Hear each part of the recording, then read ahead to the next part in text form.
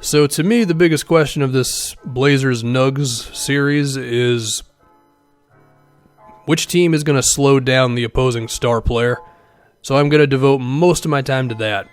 So, how are the Nuggets going to slow down Damian Lillard, who was amazing against the Thunder? He attempted 54 threes in 5 games, and he shot 48%, including making the greatest shot in the history of life. So I think Torrey Craig is the best potential Dame defender that the Nuggets have. I guess Malik Beasley could be the other one, but I think Craig would be a little more about just playing defense and being content with taking like 4 shots a game if he has to. Also, for what it's worth, he shot really well from 3 against the Spurs, so that's a thing.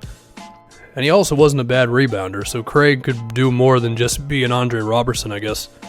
But anyway, again, I mean, if I was coaching this team, he would be the guy who I'm hoping can slow down Dame. Of course, it takes a full team effort, and we'll talk about the pick and rolls and all that, but for Craig, can he fight around the screens? Can he not get beat on the handoff plays? Is he ready to contest any shot at any time? Because, I mean, at this point, like, Damian Lillard needs to be treated as if he's Steph Curry.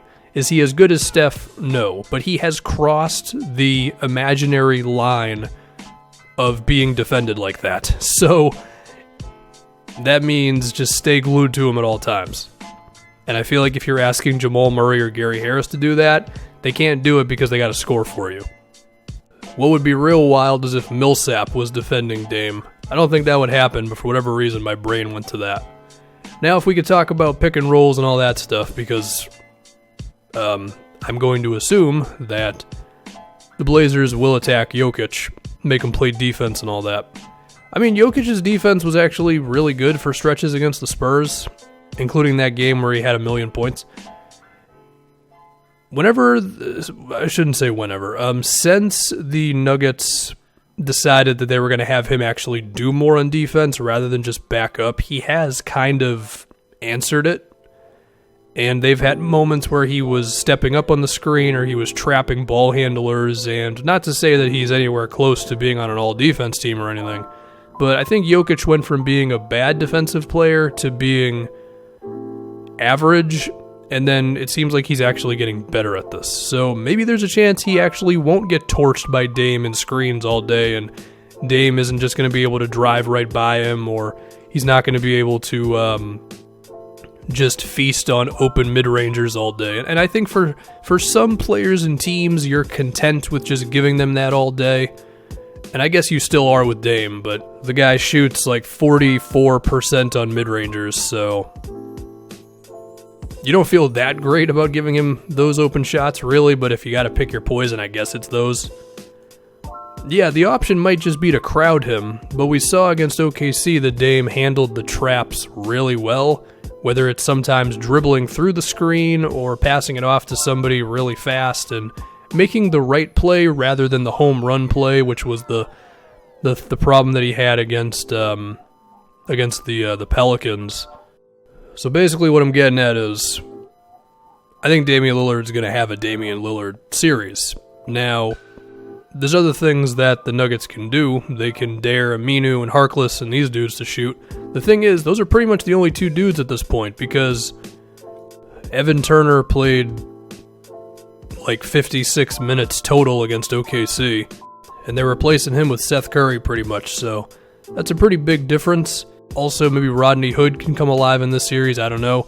Yeah, I think they're going to have to find something that slows down Dame, whether it's trapping or I don't know what else. Like, hope Torrey Craig's really good. I mean, can switching work? I don't really think so. I mean, I guess it could if it's like you're getting a screen with Millsap's guy, but I mean, why would you do that if Jokic is on the floor, you know? I guess what could be wild is if the Nuggets chose to have Millsap defend Kanter, because then it would be a Kanter, or it would be a Millsap Torrey Craig screen if Craig defends Dame. That could be tougher to score on, and then you have Jokic defend like Aminu, basically meaning don't defend Aminu. Yeah, that's an idea, I guess. I fear that Cantor would destroy Millsap on the boards, however, and I mean, assuming Cantor can survive out there, and we'll get to him in a second, then he's going to be a factor. I mean, he grabbed a lot of offensive rebounds against OKC. It was, 18 offensive rebounds in 5 games. So, there's that. Okay, let's flip it over to the other side. Talk about Jokic and how the Blazers could defend him. I mean, you look at Cantor, he was good against OKC. I guess it made sense with the lack of shooting they had, and Steven Adams being a dude who is just going to be around the rim a lot of the time. Nikola Jokic is not that at all. To talk about the thing I just mentioned, could they try Cantor defending somebody else? I don't really know who it would be. I mean, you could say Millsap, but even at his older age, like, Millsap can still do enough to where I'm not really comfortable with that, but maybe I feel better about that than putting Cantor on Jokic, because you know that the Nuggets are just going to run a million screens and handoff plays regardless of who's defending Jokic, and if it's Cantor, then that makes it a little more frightening. But at the same time, it's not like Jokic is on the perimeter all day. He does still spend a decent amount of his time within the three-point line, so perhaps Cantor could have a chance of surviving there. I don't know. That's going to be very interesting stuff. I do want to give Cantor a little bit of a break and say he's not going to be absolutely horrible because, I mean, he was pretty all right against OKC. But with that being said, I wouldn't be surprised if the Blazers were forced to go to Zach Collins or Myers Leonard a little bit more. And whether those two could survive out there against, Jokic and Millsap and all them up front, I don't know. There's a chance Jokic could kind of beat him up down low.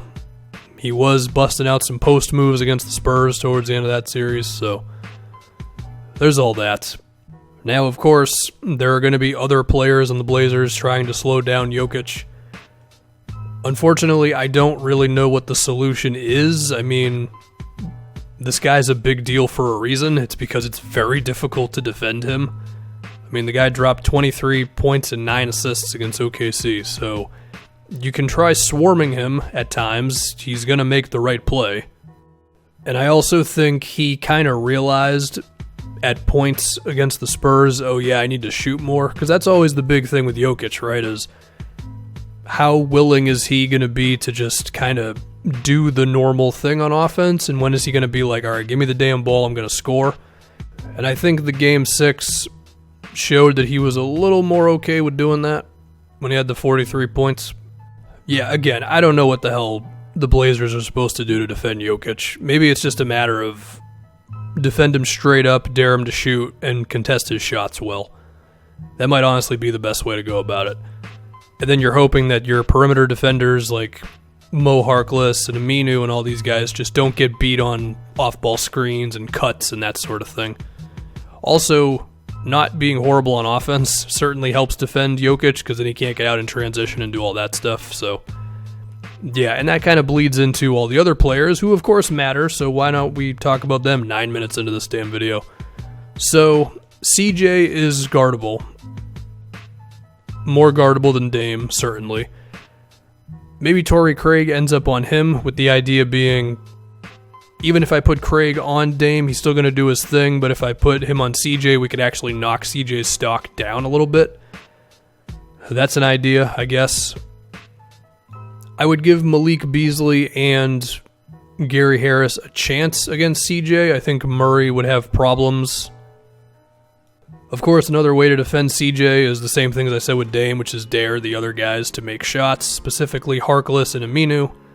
Then if we go to the flip side of this, when Jamal Murray and Gary Harris and those guys have the ball, I think the Blazers have some good-sized dudes to defend them. I mean, I'm assuming Aminu is going to be on Millsap, so Harkless on Murray or Harris, I think could be pretty good. I think you're comfortable with putting Dame or CJ on like Torrey Craig or whatever. Now, I don't think that's going to be the entire thing. I do think Dame and CJ are going to defend their matchups, but as the series is going on, I could see that kind of changing around. And again, I think when it comes to defending these guys, it's mainly don't allow them to get open on the off-ball stuff and just dare them to make contested shots and I think you can occasionally crowd them when they're putting the ball on the floor because these guys are not natural playmakers like Jokic is. So, other things to mention, I think Monte Morris needs to play more. Like, he played 20 minutes against the Spurs. That's not enough.